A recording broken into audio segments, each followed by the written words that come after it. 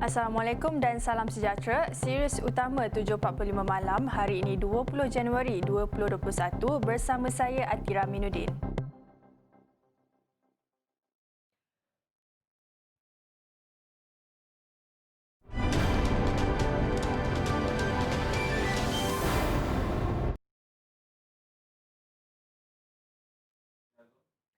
Seramai 36 pelajar yang akan menduduki peperiksaan Sijil Pelajaran Malaysia SPM dan Sijil Tinggi Pelajaran Malaysia STPM dikesan positif COVID-19 di Sabah.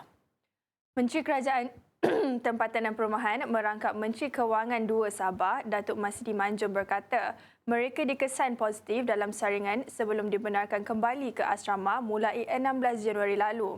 Bagaimanapun, Masidi berkata semua pelajar terbabit masih boleh meneruskan pembelajaran sepanjang tempoh menjalani kuarantin. Menurut Datuk Masidi Manjun, Jawatankuasa Pengurusan Bencana Negeri Sabah sudah menyediakan perkhidmatan internet di setiap pusat kuarantin dan rawatan COVID-19 risiko rendah PKRC di seluruh negeri. Pengarah Pendidikan Negeri Sabah, Datuk Dr. Mistrin Radin berkata, langkah pencegahan diambil bagi memastikan tiada pelajar yang dijangkiti COVID-19 ketika berada di dalam asrama di sekolah masing-masing. Sebelum ini, Kerajaan Negeri menerusi Jabatan Kesihatan Negeri Sabah, JKNS, menyediakan ujian saringan secara percuma di asrama beberapa sekolah menengah di negeri ini bermula 16 Januari lepas. Semalam, seramai 33,503 pelajar SPM dan 17,791 pelajar STPM di Sabah telah kembali ke sekolah bagi menduduki sesi pembelajaran secara bersemuka. Kampung orang asli Batu Enam, Jalan Pahang, Batang Padang di Perak menjadi lokaliti terbaru dikenakan Perintah Kawalan Pergerakan diperketatkan PKPD bermula hari ini. Menteri Kanan Keselamatan Datuk Seri Ismail Sabri Yaakob berkata, ujian saringan oleh Kementerian Kesihatan KKM ke atas penduduk yang bergejala dan kontak rapat sejak 14 Januari sehingga kemarin mendapati 12 kes positif COVID-19 direkodkan di lokaliti itu. Katanya pelaksanaan PKPD bertujuan mengawal pergerakan penduduk dan memudahkan KKM melaksanakan saringan bersasar di lokaliti yang mempunyai 494 penduduk. Penduduk di lokaliti yang dikenakan PKPD dilarang keluar dari kediaman manakala semua aktiviti perniagaan termasuk kedai runcit dan kedai makan di kawasan itu tidak dibenarkan. Lokaliti itu juga dikawal oleh pihak polis dibantu Angkatan Tentera Malaysia ATM, Angkatan Pertahanan Awam Malaysia APM dan Jabatan Sukarelawan Negara RELA manakala sumber makanan kepada penduduk akan disalurkan oleh pihak kerajaan. Tan Sri Muhyiddin Yassin menyarankan ASEAN mempertimbang aspek perundangan mengenai privasi data dan hak pengguna yang boleh digunakan ke atas mana-mana entiti digital di rantau ini.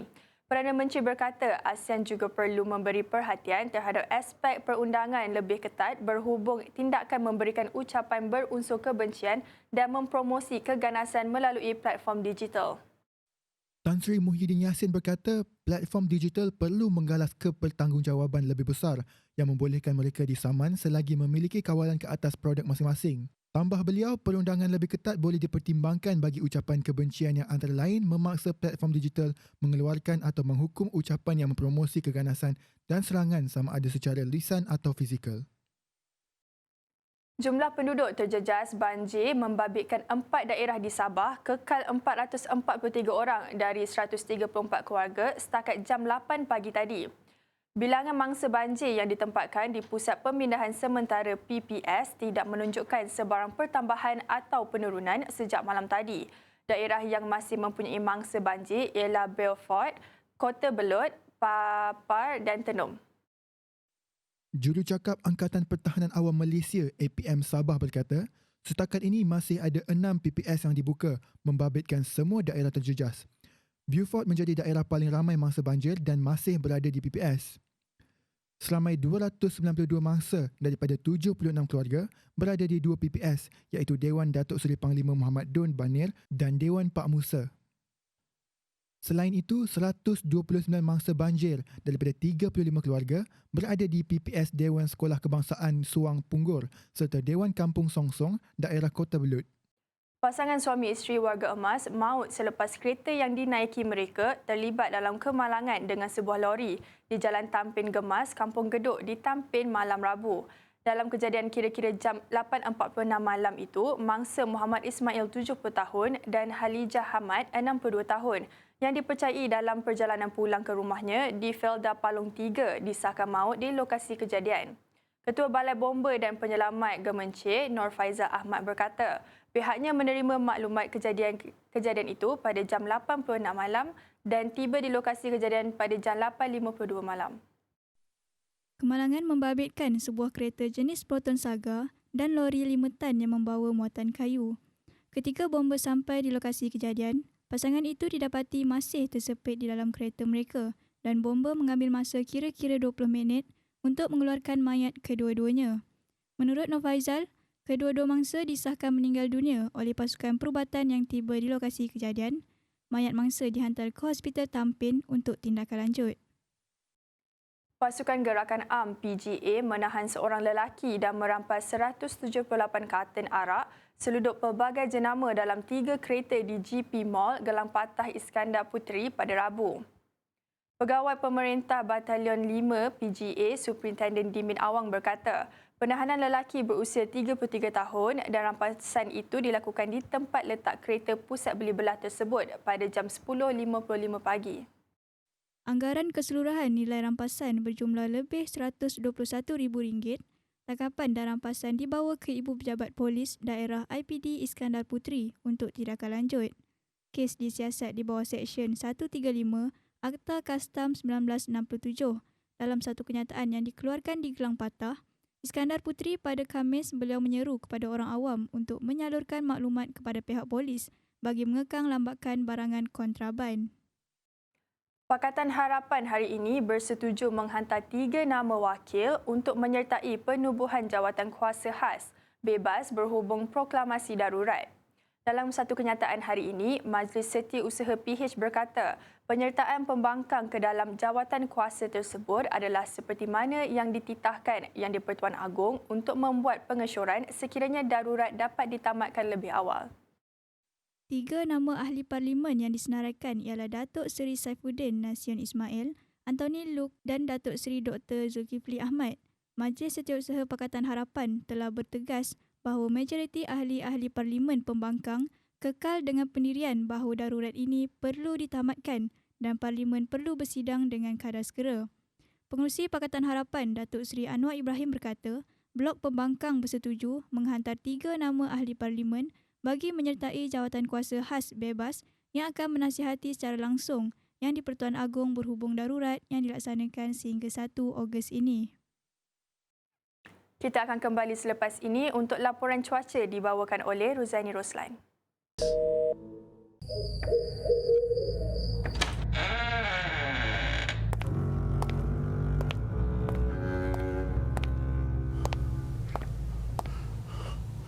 Asyik gelap sunyi. Biasa tak macam ni.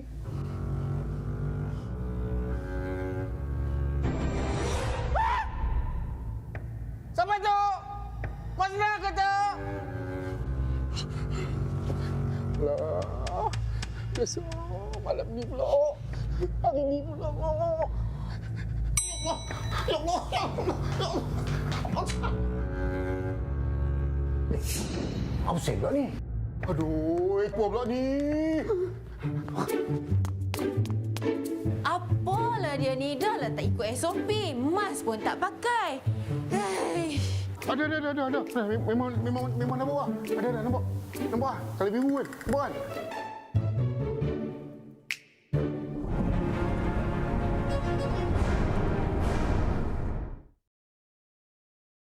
Assalamualaikum dan salam sejahtera. Bersama saya Ruzaini Ruslan dalam slot cuaca utama untuk melaporkan perkembangan cuaca di luar sana dan kepada anda yang ingin merancang aktiviti seharian pada hari ini. Pada ketika ini, pengaruh angin masih lagi dari arah timur laut ke semenanjung Malaysia dan dari arah barat daya ke Sarawak serta timuran ke Sabah kelajuan antara 20 hingga 30 km sejam. Kelajuan sederhana ini masih lagi menyebabkan keadaan lembap di Borneo dan beberapa tempat di pedalaman semenanjung. Amaran keadaan laut masih lagi berkuasa melibatkan kategori kedua di perairan Condor dan Barat Reef North sehingga 22 Januari, manakala kategori pertama di kawasan perairan yang berloret kuning. Keadaan ini adalah berbahaya kepada semua aktiviti perkapalan, perkhidmatan feri, aktiviti pantai termasuk menangkap ikan, rekreasi laut dan sukan laut. Orang ramai juga dinasihatkan agar berhati-hati di kawasan perairan berkenaan. Amaran peringkat waspada bagi Bintulu, Miri dan Limbang dijangka sehingga ke tengah malam nanti dan akan mula berkurangan selepas itu. Oleh itu, penduduk setempat dinasihatkan agar sentiasa berwaspada dan sentiasa mengikuti perkembangan semasa cuaca. Tiada hujan di semua tempat di Semenanjung dan keadaan adalah cerah kecuali hujan di 1-2 tempat di pedalaman Selangor. Sememangnya kurang taburan hujan di kawasan berkenaan berikutan kelembapan yang amat sedikit dan lebih tertumpu di bahagian Sabah dan Sarawak. Cuaca lembap di Sabah khususnya akan berterusan sehingga ke malam. Amaran hujan lebat dijangka berlaku di Sarawak masih lagi aktif dan hujan lebat tertumpu di bahagian utara serta pedalaman. Seterusnya kita beralih ke paparan model numerical hujan untuk cuaca pada 3 jam akan datang. Bagi negeri-negeri di Semenanjung Malaysia, dijangkakan hujan ribut petir di 1-2 tempat di Selangor, Perak, Kuala Lumpur dan Putrajaya menjelang lewat petang nanti. Manakala hujan di beberapa tempat sedang berlaku di Sabah dan Sarawak, berterusan sehingga ke malam. Justru itu, orang ramai dinasihatkan agar sentiasa bersiap sedia dan sediakan payung sekiranya ingin keluar. Baiklah, sebelum kita berpisah, ikuti ramalan cuaca 3 hari bagi bandar-bandar utama di seluruh negara dan kembali bersama Atira Aminuddin untuk perkembangan sukan.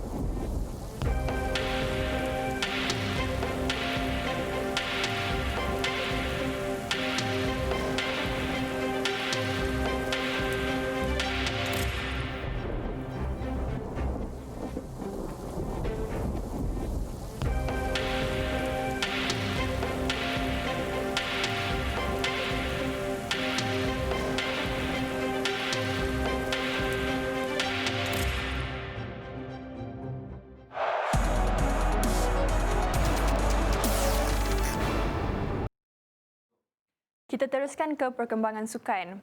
Skuad Harimau Malaya yang bakal berdepan saingan kelayakan Piala Dunia 2022 Piala Asia 2023 pada Mac ini enggan tidur lagi selepas mendapat kebenaran daripada kerajaan untuk kembali memulakan latihan pusat dalam masa terdekat ini. Kapten Harimau Malaya Aidi Zafwan Abdul Razak berkata, peluang kembali berkumpul dalam kem latihan akan dimanfaatkan sepenuhnya bagi meningkatkan prestasi dan kombinasi pasukan mengharungi 2 aksi penting menentang Emiria Arab Bersatu UAE dan Vietnam Mac ini. Satu berita gembira kepada kami sebagai pemain apabila dapat kembali berlatih bersama selepas lebih setahun tidak berkumpul. Ia merupakan satu perkembangan yang positif kepada pasukan dan peluang ini akan digunakan sebaik mungkin. Kita boleh lihat pasukan lain yang satu kumpulan dengan Malaysia seperti UAE, Vietnam dan Thailand dapat berlatih lebih awal. Jika kita tidak diberikan kebenaran berlatih, sudah tentu banyak yang kita akan tertinggal. Apapun, berita ini sangat ditunggu-tunggu oleh kami sebagai pemain. Apa yang penting, kami dapat kembali berlatih bersama. Syarikat yang akan mengambil alih 80% saham Kelab Bola Sepak Kedah Darul Aman KDA FC bakal mengumumkan jersey baru pasukan itu nanti. Presiden Persatuan Bola Sepak Kedah KFA Muhammad Sanusi Muhammad Noor berkata, Setakat ini, urusan memutamatkan pengambilan saham oleh syarikat berkaitan sedang diuruskan dan jersey pasukan sudah disiapkan. Pihaknya belum pasti tarikh proses pengambilan saham dimutamatkan dengan syarikat berkenaan dan merujuk dengan KFA dan KDAFC untuk mendapatkan maklumat. Itu adalah urusan syarikat yang penting, saya tidak perlu cari duit yang banyak. Kita juga belum ada tarikh untuk memperkenalkan jersey baru kepada orang awam. Saya serahkan perkara terbabit kepada syarikat itu yang akan mengumumkan jersey mereka sendiri. Pengurusan bola sepak Kedah tidak lagi akan melalui negeri tetapi melalui syarikat selepas pengambilan saham dimutamatkan nanti. Paul Pogba muncul wira Manchester United ketika bangkit menewaskan Fulham 2-1 dan merampas kembali takhta Liga Perdana Inggeris daripada pendahulu seketika Manchester City. Skuad kendalian Ole Gunnar Solskjaer memulakan perlawanan di tangga ketiga selepas kedudukan di puncak Liga 2 kali berubah dalam tempoh 24 jam. Ademola Lookman menghukum pelawat di awal permainan sebelum Edinson Cavani kembali menyamakan kedudukan.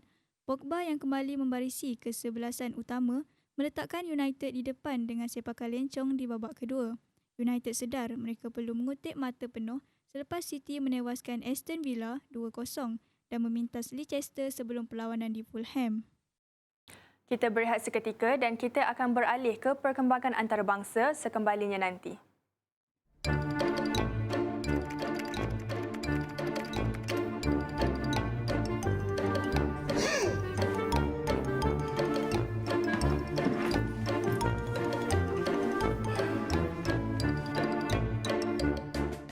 Cepat-cepat nak pergi mana tu bang? Aku kat sini lah.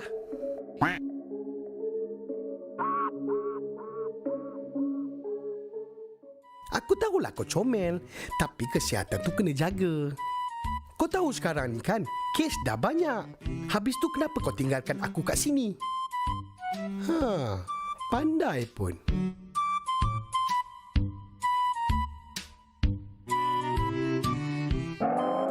Oi!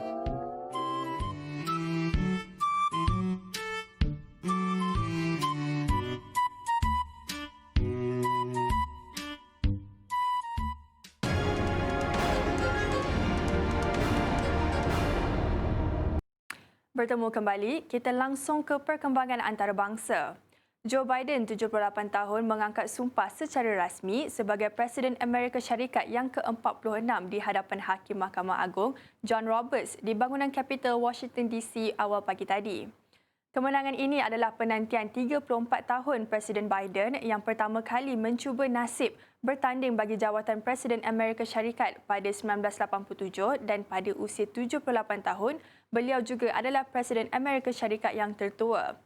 Kamala Harris, 56 tahun, selaku wanita pertama dan individu pertama berketurunan Asia Selatan yang dilantik sebagai naib Presiden Amerika Syarikat, mengangkat sumpah di hadapan Hakim Mahkamah Agung Sonia Sotomayor. Laman di hadapan bangunan Capitol dihiasi kira-kira 200,000 bendera sebagai petanda simbolik menggantikan orang ramai yang tidak dapat dijemput bagi memeriahkan acara itu. Namun, buat pertama kali dalam sejarah 200 tahun, upacara angkat sumpah Presiden Amerika Syarikat dan naib Presiden dipilih, Kamala Harris, kurang meriah kerana kehadiran orang ramai terpaksa dihadkan berikutan pandemik COVID-19. Sementara itu, Trump meminta rakyat Amerika Syarikat mendoakan kejayaan pentadbiran yang bakal diterajui penggantinya, Biden, dalam ucapan menerusi rakaman video selepas hampir 2 minggu menghilang. Presiden Amerika Syarikat Joe Biden melancarkan pentadbirannya dengan menandatangani sejumlah perintah eksekutif termasuk keputusan untuk kembali menyertai Perjanjian Paris yang menumpukan krisis perubahan iklim. Perintah berkenaan turut mencanggah pelbagai keputusan dibuat oleh Presiden sebelum ini iaitu Donald Trump sekaligus menggariskan landasan dasar yang jelas bagi pentadbiran baharu bawah Biden. Biden turut menandatangani perintah untuk meningkatkan perlindungan alam sekitar dan memperkukuh usaha memerangi pandemik COVID-19. Perintah lain termasuk menghentikan pembinaan tembok di sempadan Amerika Syarikat dan Mexico, usaha memperkembangkan kepelbagaian dan kesaksamaan terhadap kumpulan minoriti dalam kerajaan persekutuan. Antara lain, Amerika Syarikat kembali menyertai Pertubuhan Kesihatan Sedunia WHO dan menamatkan larangan kemasukan daripada kebanyakan negara Islam. Biden juga mengatakan mereka akan menangani isu perubahan iklim merujuk penyertaan semula Amerika Syarikat dalam perjanjian Paris yang ditangani kebanyakan negara pada 2016 bagi menggembling usaha mengekang pemanasan global. Mahkamah Thailand menjatuhi hukuman penjara lebih 43 tahun terhadap seorang wanita berusia 65 tahun kerana berkongsi hantaran dalam talian yang mengkritik keluarga raja negara itu. Menurut Perguam Pawini Chumsri, anak guamnya menerima hukuman paling keras pernah dijatuhkan di negara itu kerana menghina monarki. Anchan Prilet mengaku bersalah terhadap 29 sabitan berasingan iaitu berkongsi dan memuat naik klip di saluran YouTube serta Facebook antara 2014 dan 2015. Anchan pada mulanya dijatuhi hukuman selama 87 tahun tetapi tindakannya mengaku bersalah menyaksikan mahkamah mengurangkan tempoh hukuman. Sementara itu, Amnesty International menyuarakan kekecewaan terhadap berita wanita itu menerima hukuman penjara paling lama di Thailand kerana menghina monarki. Pada Januari 2015, Pegawai Keselamatan menyerbu kediaman Anchan beberapa bulan selepas kerajaan pilihan rakyat digulingkan dalam rampasan kuasa oleh tentera. Pertubuhan Kesihatan Sedunia WHO menasihatkan mana-mana pihak tidak perlu panik berhubung pemerolehan vaksin COVID-19 kerana ia akan dibekalkan kepada semua yang mahukannya.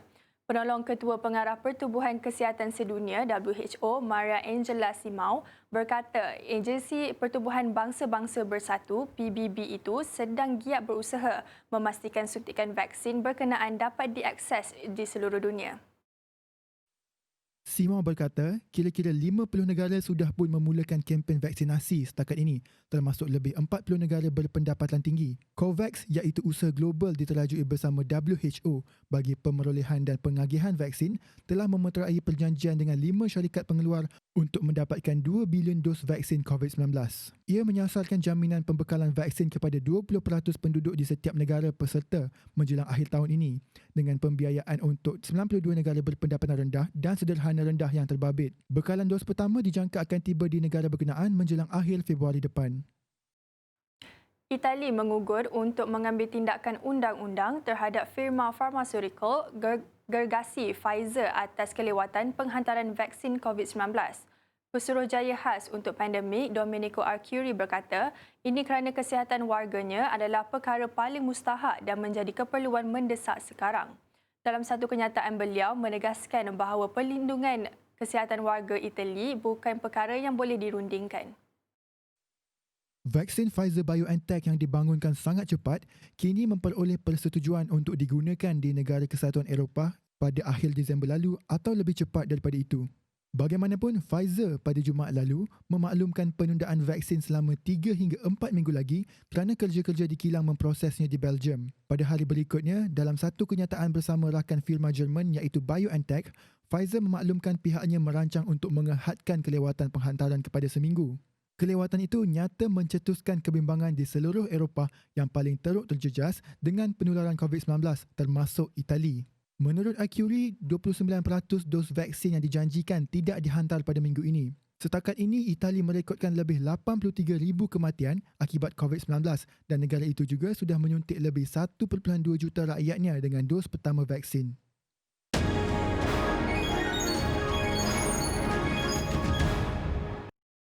Seterusnya, kita beralih ke berita ekonomi. Bursa Malaysia meningkat pada awal dagangan pagi ini seiring dengan prestasi Wall Street yang mencatat rekod tertinggi baharu selepas Joseph Biden mengangkat sumpah sebagai Presiden ke-46 Amerika Syarikat yang turut menyuntik sentimen optimis dalam kalangan peniaga.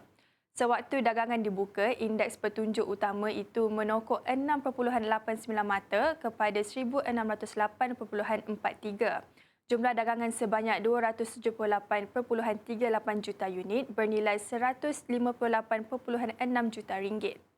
Pada jam 9 minit pagi ini, indeks penanda aras FTSE Bursa Malaysia KLCI naik 10.94 mata kepada 1,612.48 daripada paras 1,601.54 sewaktu ditutup semalam. Di pasaran meluas, kaunter untung mengatasi rugi iaitu sebanyak 317 berbanding 126, manakala 280 kaunter lain tidak berubah.